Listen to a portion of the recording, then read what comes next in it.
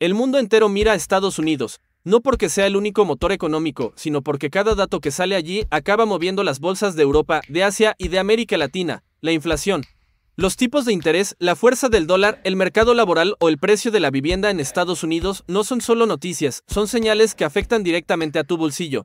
Aunque vivas a cientos de kilómetros, en este video vamos a repasar los datos más recientes que marcan el rumbo de la economía global, desde el IPC de agosto hasta el estado del mercado laboral y de la vivienda.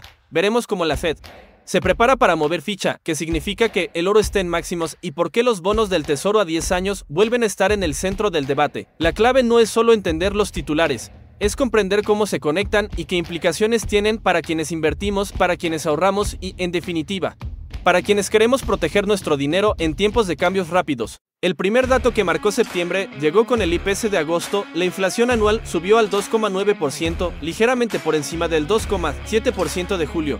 La inflación subyacente, que excluye alimentos y energía, se situó en el 3,1%. ¿Qué significa esto? Que la inflación está bajando si la comparamos con los picos de hace un año, pero todavía no está en el 2% que la Reserva Federal se marca como objetivo, y mientras no se alcance ese nivel, la Fed seguirá con cautela antes de recortar los tipos. El segundo dato clave es el PIB estimado. El modelo GDP NOW de la Fed de Atlanta prevé un crecimiento anualizado del 3,1% en el tercer trimestre. Es un número sólido, que indica que la economía estadounidense sigue mostrando fuerza pese a los aranceles y los precios altos que empiezan a pesar en el consumo. La combinación de estos dos datos, una inflación que se resiste a bajar del todo y un PIB que aún crece con fuerza, es lo que mantiene a los mercados en tensión. Si la inflación sigue cediendo, la Fed podrá iniciar un ciclo de recortes, pero si se estanca, cualquier expectativa positiva puede frenarse en seco. En otras palabras, el pulso entre inflación y crecimiento está marcando el ritmo de todo lo demás. Lo que decida la Fed en las próximas semanas dependerá de este equilibrio. Y ese equilibrio es el que decidirá si los mercados seguirán subiendo o si se toma una pausa. Si la inflación y el PIB marcan la dirección general y el mercado laboral y la vivienda nos dicen cuánto aguanta el motor por dentro, aquí las señales son más preocupantes. En primer lugar, el empleo del paro de larga duración en Estados Unidos ha vuelto a niveles altos. Más de 1,9 millones de personas llevan más de 6 meses buscando trabajo sin encontrar. Eso significa que, aunque la tasa de paro general no parezca alarmante, cada vez más trabajadores se están quedando fuera del circuito productivo. Además, las ofertas de empleo han caído y por primera vez en años ya hay más personas buscando trabajo que vacantes disponibles. Es un cambio importante. Durante mucho tiempo, el mercado laboral estuvo tan caliente que las empresas competían por contratar. Ahora es al revés, son los trabajadores los que compiten por menos plazas. El otro gran freno es la vivienda. Los tipos de interés altos han encarecido las hipotecas y la construcción de nuevas casas no alcanza a cubrir la demanda. El resultado es una mezcla peligrosa. Comprar se hace cada vez más difícil, los precios se mantienen elevados y la movilidad laboral es menor. En palabras simples, la gente no se muda para aceptar un nuevo trabajo porque no puede permitirse una hipoteca más cara. Cuando combinas estas dos piezas, el mensaje es claro: la economía puede estar creciendo en el corto plazo, pero el terreno se vuelve más frágil. Menos empleo y viviendas más inaccesibles significan menos consumo, y menos consumo significa menos crecimiento en el futuro. Si el trabajo y la vivienda son el freno, los mercados financieros son el termómetro que mide la temperatura real. Y ahora mismo están marcando niveles altos de tensión. El bono del Tesoro a 10 años ha vuelto a colocarse por encima del 4%. Puede parecer un dato técnico, pero no lo es la referencia del coste del dinero en todo el mundo.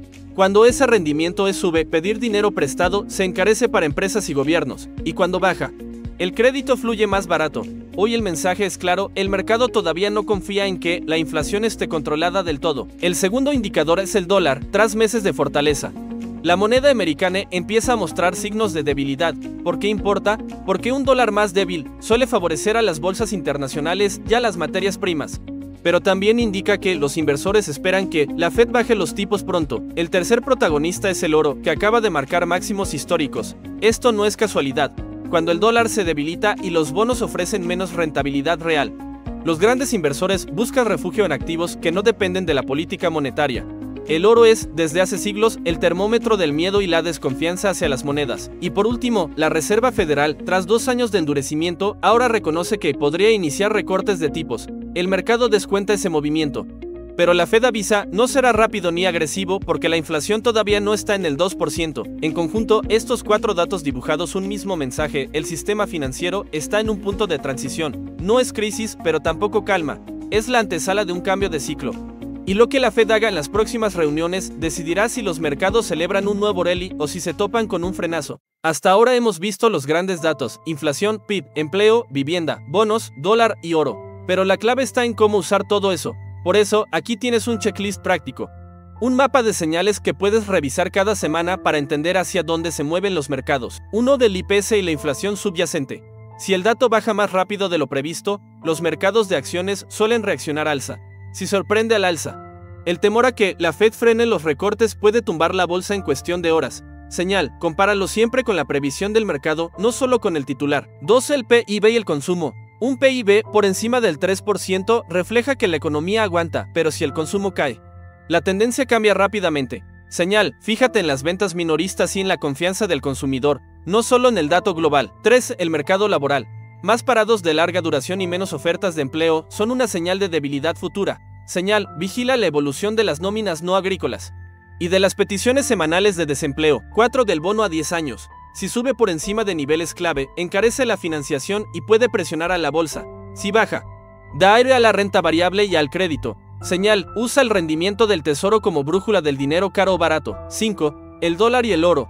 Un dólar débil impulsa bolsas extranjeras y materias primas, un dólar fuerte hace lo contrario. El oro en máximos refleja búsqueda de refugio. Si sube junto con la bolsa, significa que el miedo no se ha ido. Señal: combina siempre dólar y oro para leer el ánimo real del mercado. Ya lo has visto, la inflación sigue bajando, pero no tanto como querría la Fed. El PIB aún crece, pero el mercado laboral y la vivienda empiezan a mostrar grietas. El bono a 10 años se mantiene alto, el dólar se debilita y el oro marca máximos. Todo esto no son datos sueltos, son piezas de un mismo tablero. Y la conclusión es clara: estamos en una fase de transición, ni crisis total, ni calma plena.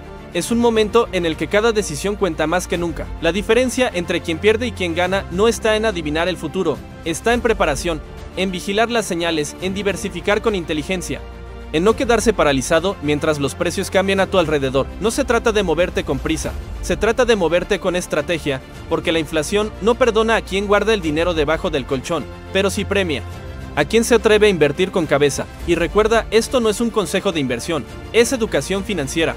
La última decisión siempre debe ser tuya, con tu propia investigación y con la ayuda de profesionales. Si este video te ha dado claridad, perspectiva o una chispa de motivación, suscríbete y acompáñame en los próximos. Aquí hablamos claro, sin humo y con ejemplos reales, para que tomes el control de tu dinero y de tu futuro, porque la economía no se controla, pero sí se entiende, y quien la entiende, juega con ventaja.